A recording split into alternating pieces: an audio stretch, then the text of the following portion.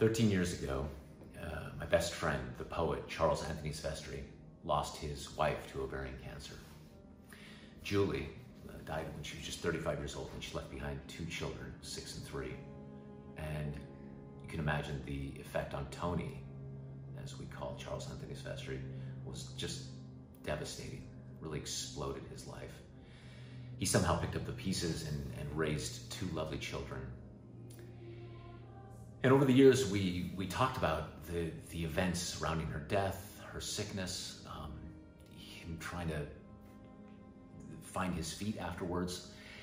And I guess it was about 3 years ago, he presented me with a poem.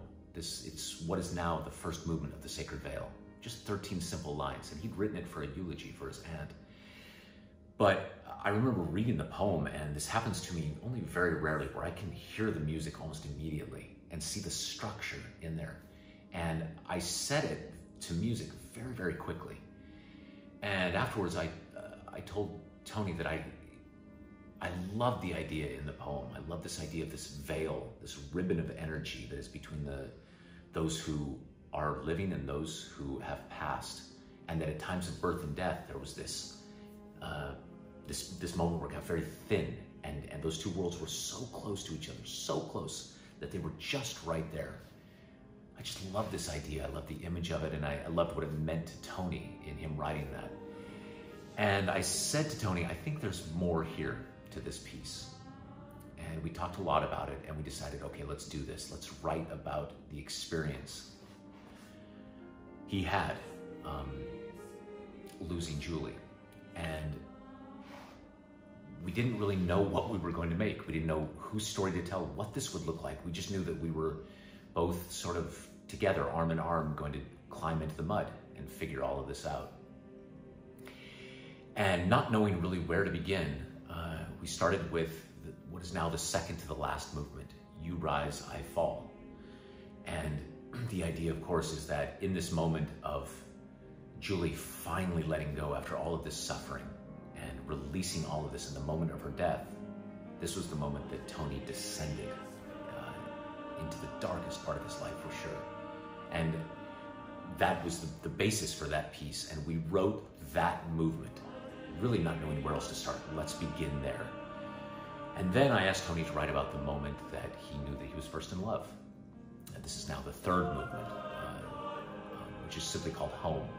And Tony wrote me a lot of poetry, sent it to me. Finally, I got on the phone with him and I said, this is all quite beautiful, but just can you tell me more of the story? And Tony described their second date, where he was looking at Julie and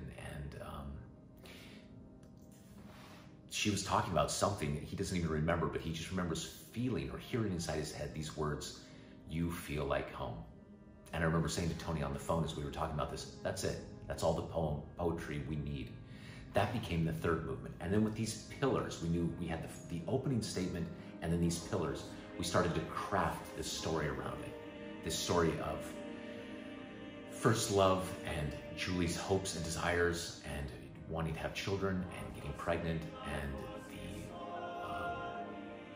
the prognosis, the moment that she knew that she had cancer, the diagnosis. The prognosis later, knowing that, okay, this is going to be bad, very bad, the suffering, and then finally her death, and then a redemption at the end. It's about an hour long, this piece, with piano, cello, and chorus. It's far and away the most intimate thing I've ever written. Tony wrote a large chunk of the poetry.